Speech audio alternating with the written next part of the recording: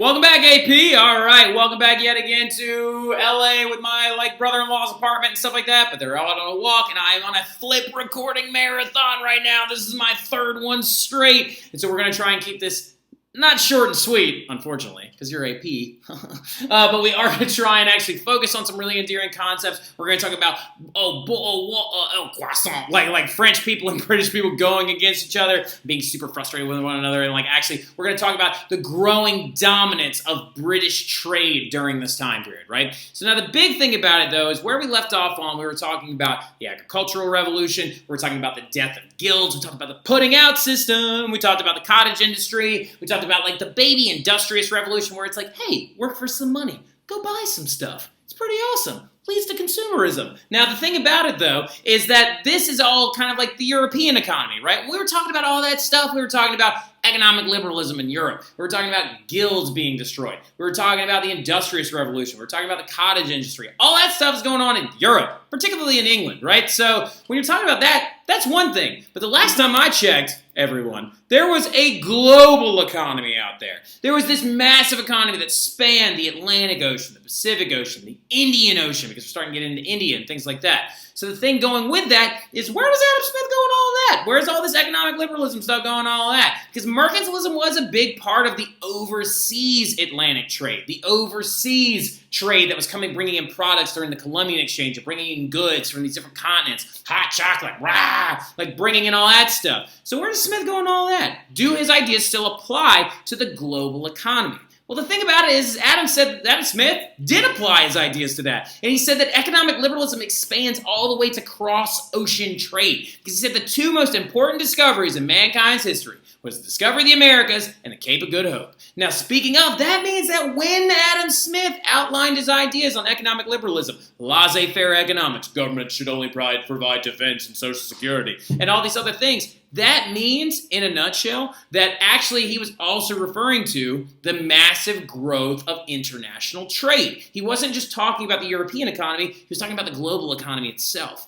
Now, wait a minute, though. Adam Smith's Scottish. Why is he talking about the Cape of Good Hope, and why is he talking about the Americas if he's Scottish? Well, the thing about it is that Spain and Portugal were the ones that, the Americas, Cape of Good Hope. That's where all that started. Spain, of course, being the guys that kind of ran into the Americas, and Portugal being the ones that figured out the Cape of Storms / Cape of Good Hope. So the thing about it, though, is that in the 1700s, or by the 1700s, Spain and Portugal, their power is relatively low. We've got actually a massive price revolution that destroyed the Spanish economy, massive deflation, big smuggling problems that they were having, and then also due to the fact that, the War of Spanish Succession kind of left them in a decrepit state following the fall of the Habsburg and the rise of the Bourbon dynasty in Spain. Of course, remember Philip V and the War of Spanish Succession, the Peace of Utrecht, all that stuff.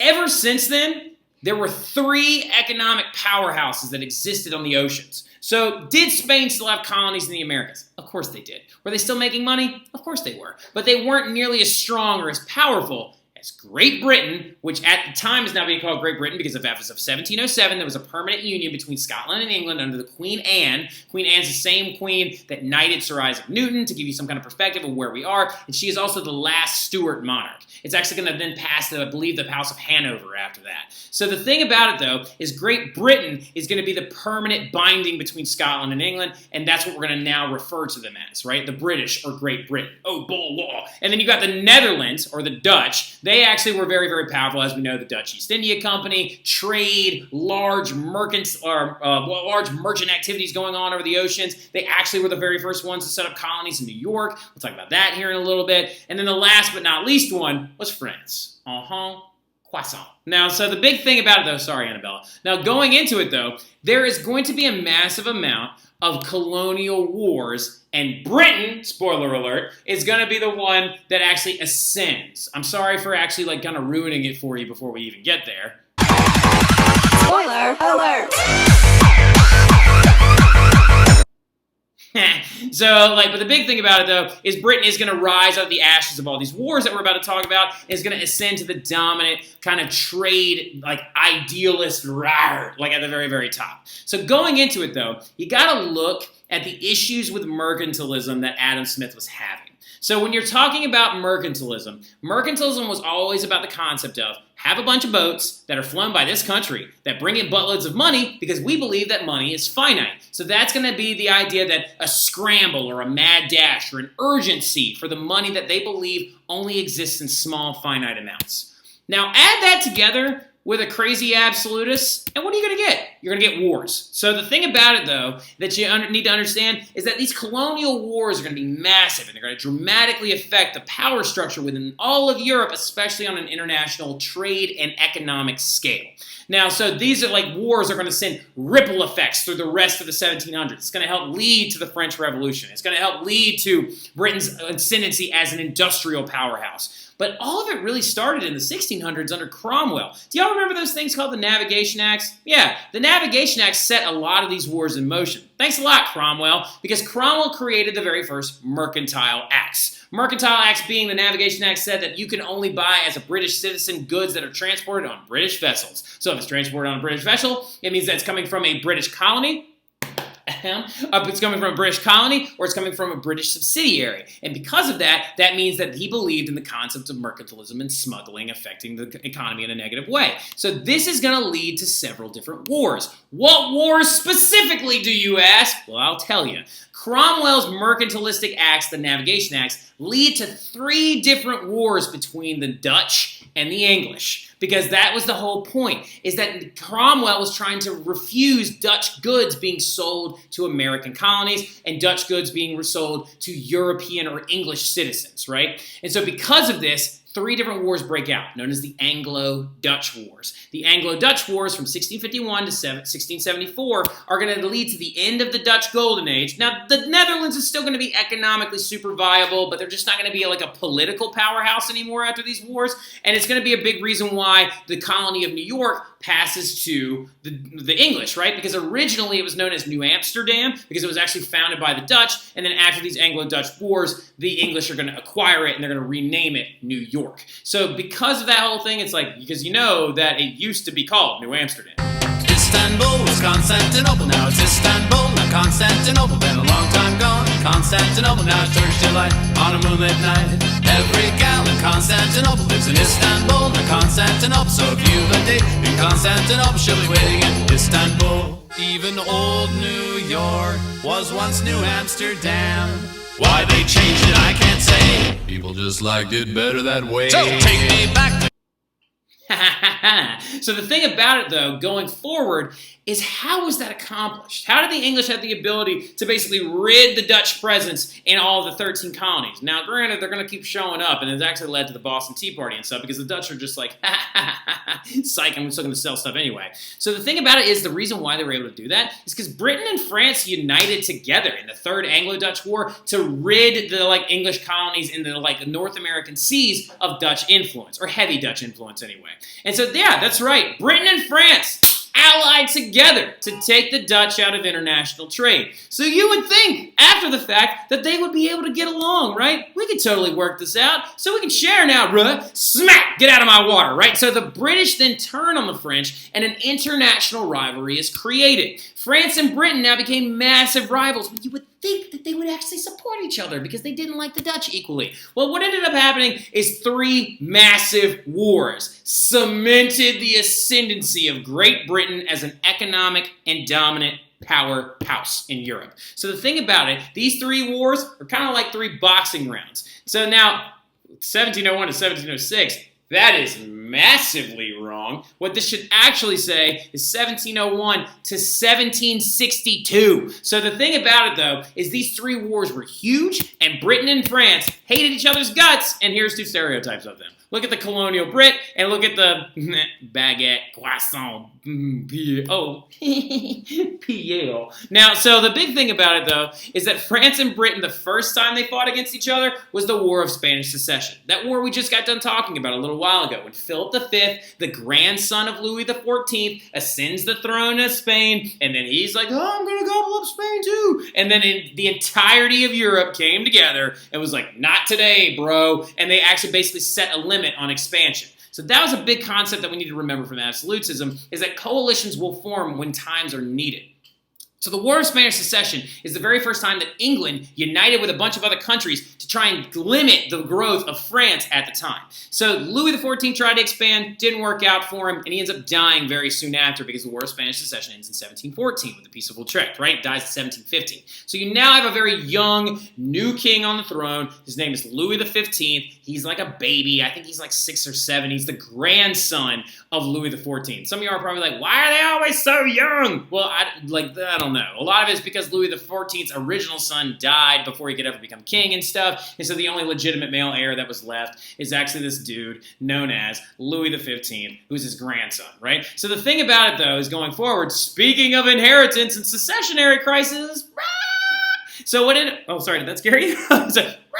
Now, what ended up happening, though, is the next war that pops up starts in 1740, and the 1740 war is known as the War of Austrian Succession. Now, just getting at what that means, the War of Austrian Succession is mainly due to the fact that France and Britain pick sides in a war or a concept that doesn't even involve them, right? So the thing about it, though, is in 1740, a new house has inherited the throne of England, and they're known as the Hanover Dynasty. And the Hanover Dynasty has claims to certain lands inside of, the Holy Roman Empire, right? And so this leads to a lot of different kerfuffle and shuffling around. So the thing about it, what ends up happening is Charles VI, the Holy Roman Emperor, died with no heirs to the throne. He had no sons to be able to take over, and he not only ruled over the Holy Roman Empire, but he also ruled over Austria. So this is why it's called the War of Austrian Succession. And the woman who inherited the throne was none other than Maria Theresa. That's right, Marie Antoinette's mom, Joseph II's mom, Leopold II's mom, the lady that had 16 kids, only a handful of them lived, but still, she had 16 kids. That's crazy. All right, so now the thing about it, though, is Maria Theresa ascends the throne as the new Austrian queen, and she is the queen of Bohemia, Austria, and several other different regions inside the Holy Roman Empire. Now, the one key area that she did control, though, is this little yellow area right there, known as Silesia, right? Silesia, very profitable, made lots of money, had lots of people in it. So it's one of the kind of hang-your-hat-on-it provinces of the Austrian Empire, since the Austro-Hungarian Empire owns part of the Holy Roman Empire and then Hungary as well. Well, she owned that. And so do y'all remember Frederick the Great? Remember that guy, the enlightened absolutist, Frederick the Great, Alta Fritz, Frederick the Gross, right? So that dude ends up seizing Silesia, invades it, and he's like, this is mine now. Because he says that Salic law states that Austrian succession cannot pass to a woman. But the thing about it is he was just looking for a reason. We know Frederick the Great is a military powerhouse, grows the German army to 200,000 standing men at all times. So the thing about it is he just wanted Silesia. He wanted a reason. So he cited Salic law as the reason why he wanted to invade. And so what ended up breaking out is a very large war. Now what you need to be most concerned with is which side did these guys pick, right? Who picked what side? Well, the British sided with the Austrians because of the pragmatic succession that was actually set up by Charles VI. They sided with the Austrians and Maria Theresa, and they said, hey, Prussia, you need to stop trying to throw your weight around all the time. But then France sided with Prussia. And they sided with Prussia because they were like, we hate the Austrians. We always have. So the thing about it is the war breaks out. Now, what ends up going down, though? War is basically a draw. No one can really win a huge advantage. No one can really get after it. No one's really pushing the Prussians out of Silesia. They're running all over the place. At one point, Maria Theresa runs to Hungary, and she convinces the Hungarian parliament to give her a big army and stuff like that. And they do, and then she shows up, and then she tries and then she's in Vienna, and blah. And so what ends up going down, though, is something kind of dicey. Great Britain tries to tell Maria Theresa, hey, Maria, you got a giant country. Do you really need this little area right here? Because we're Great Britain, and we would like to go home and focus on our own crap, right? And a lot of that is due to the fact that there was a rebellion that was about to break out inside of Britain, and there's a Jacobite rebellion and all of this other stuff that we don't have time to get into, but I would love to teach about, but AP European curriculum does not denote that I need to talk about Bonnie Prince Charlie. Now, the big thing about it, though, is that this area right here, Silesia, basically, Great Britain's like, hey, Austria, hey, Maria Theresa, why don't you just give it to them? Let Prussia have it, because I don't want to fight this war anymore. And Austria's like, oh! And very offended that they would ever even do that. And France is also, mad at Prussia, because Prussia plans to not give them anything. if they win from like these different people. Prussia signs the agreement with Austria, and France is just like, oh! And so basically what ends up happening is the war ends as a draw on very, very hesitant grounds. So Maria Theresa gets to go back to being the Austrian queen. Her husband becomes, it's either Frederick I, it's not Maximilian I think it's Frederick I, or Charles I. It's one of the first of like Holy Roman Empire and stuff like that. She marries a man who's also the Holy Roman Emperor now. But the big one is the third round fight. The third round fight is like, ding ding, we're now going at each other, and France and Britain are going to try and land knockout blows, right? Because the thing about it is, this war is known by many a different name. And it ranges from 1756 to 1763. And it's known as the 7 Years' War. And some of you are probably just sitting there right now going like, well, I heard the French and Indian War started in 1754. Shut up, nerd. All right, so like the big thing about it is, you have to understand, is that there was a war already going on between France and Great Britain, known as the French and Indian War, that started 2 years before this ever even began.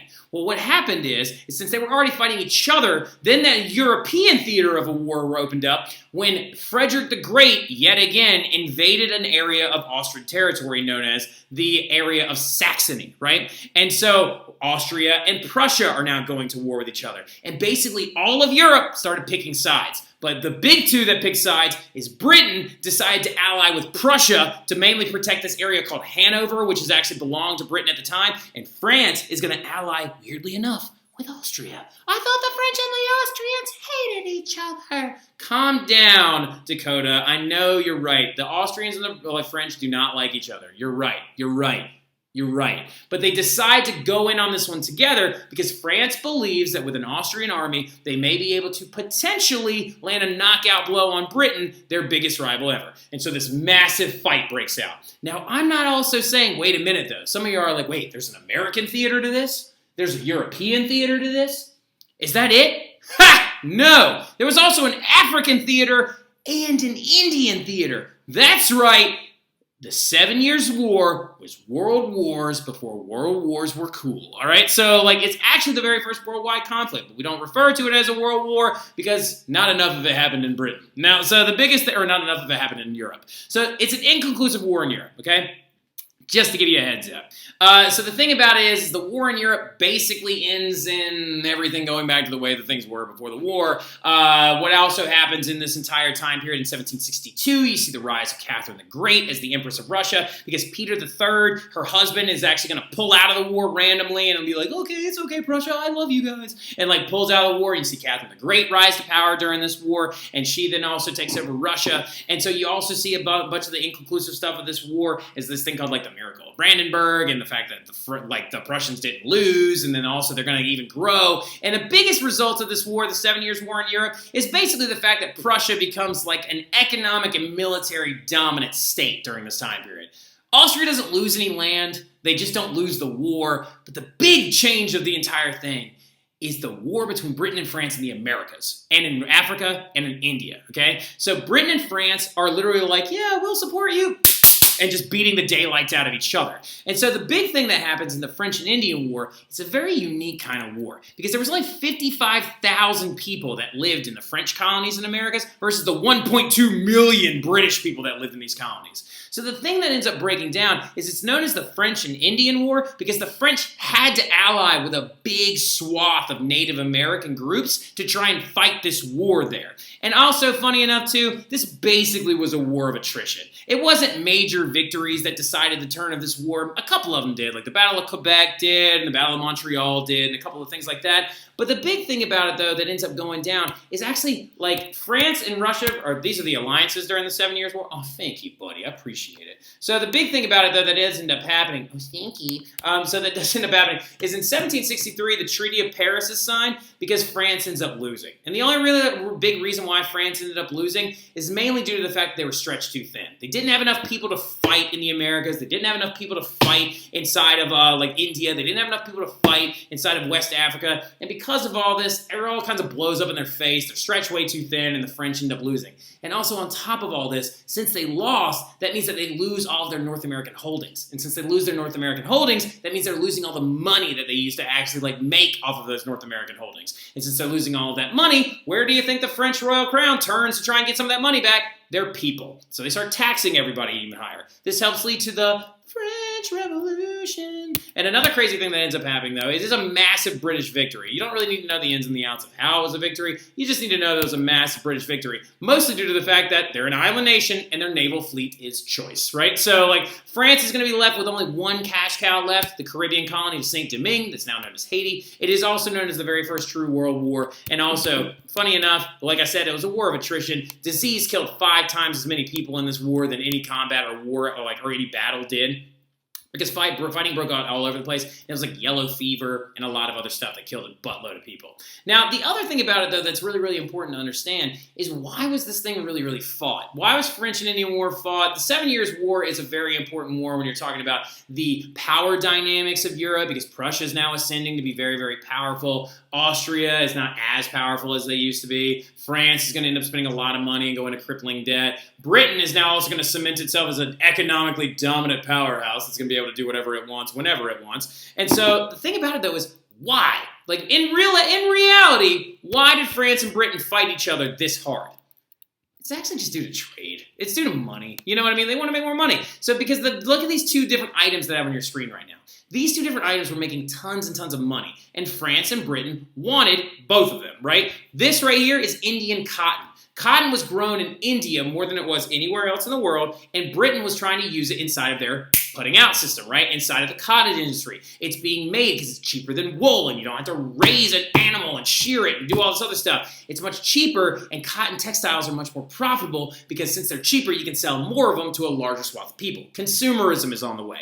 Indian cotton grown in India, Britain wanted more India, so they fought like France for a bunch of that stuff. Also the Dutch, too. They used their naval supremacy to actually like rule over India and take a lot of the French goods away. And then this stuff, too, was really important. It's called gum arabic, or Arabic gum. It's from the west coast of Africa. It's from a plant, and it's actually used in textile printing. And so these goods are really, all this economic shifting is not really brought to you by all this reading Rainbow Arthur stuff. It's brought to you by the fact that they wanted to make a buttload of money, right? So European dominance, particularly British dominance, is mainly due to the fact that the British wanted to make a ton of money. They did it over trade. They knew for a fact that they were going to make a lot of money. And also, remember, Rufino, remember, this is not how the trade thing actually worked. Britain didn't fight this whole war so they could go, They didn't do that. They fought this war so they could control this, right? As you can see, the trade networks are massive. They're huge. That's my mom's fingernails. That's weird. So, like, yeah, look at the giant trade networks. You're talking about colonial products and, like mercantile goods and, like, all these different things coming all over the place. It's much more complex. But Britain wanted to control that. And after the French and Indian War and the 7 Years' War, they do, right? So, and also you have to understand that this trade dominance is not sponsored only by countries, but also by private corporations, right? E.g., for example, the British East India Company, the Dutch East India Company. Now, since Britain won the 7 Years' War with a navy, how do you get a bigger navy, though? The big thing about it, though, is you have to understand is that their navy was able to knock out the Dutch in the Indian corridor. They were able to knock out the French in the Indian corridor as well. And by the mid-1800s, these 2 companies go completely defunct because they can't keep themselves alive. Why was the British East India Company able to stay alive? A lot of it has to do with a very simple equation, right? Because the East India Company was bringing in goods, they made a lot of money off of it, right? They can now use that money to invest in these new vessels, particularly this type of vessel. Write this down. This boat, this naval vessel, this military vessel that the British started investing in is known as a ship of the line. A ship of the line. A ship of the line has the same type of firepower as an army does. It has 70 cannons on one side, or like on the boat itself, and they are literally meant as the ship of the line because they literally would line up and shoot at each other. You use these boats to protect your trade vessels, and then now that I have more boats, I can trade more things. If I can trade more things, I can make more money. If I can make more money, I can make more boats. If I can have more boats, I can trade more things. And so as you can see, that is how Britain planned on dominating all this stuff. They were able to knock out the Dutch East India Company because of this simple equation. They were able to knock out the French East India Company because of this simple equation. This all played massively into their hands, and they wanted to win the 7 Years' War, and they wanted to win the French and Indian War so they could keep doing this. This right here, this picture, that's why Britain became the giant economic powerhouse that they would then one day grow into. But the other big question about it is like, how are they making all of this money off of colonial goods? Because they had one simple idea.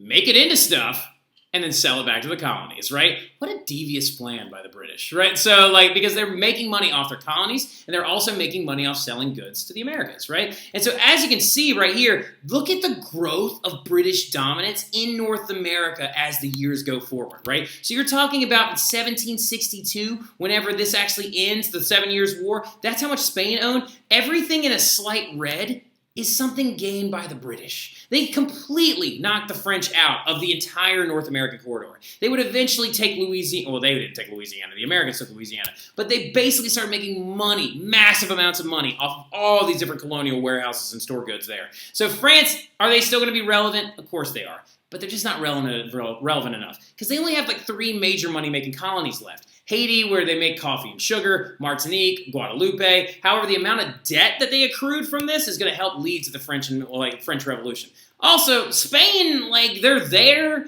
but they're still recovering. They have stable silver mining. Their price revolution, though, still decimated their economy. They got the Louisiana territory from France, but apparently, we here in New Orleans are all about ruining European economies. Hooray! So because apparently nothing would grow here except for indigo. Spanish society though is also going to expand. You're going to see a new wealthy classes expand. You're going to see people colonies class called Creoles people. Racial mixing is going to integrate as well. You're going to see the establishment of mestizos, mulattoes. We're going to talk about all that stuff a little bit later on. And whew, that right there is where we're ending this flip, okay? So I hope y'all understand a little bit about British economic dominance, ships of the line, and the 7 Years' War. But that right there is how the British ascended to the massive trade-dominant powerhouse that they were during the 1700s. We'll talk all about some more of that stuff a little bit later on, but I'll see y'all soon. Y'all have a great rest of your break.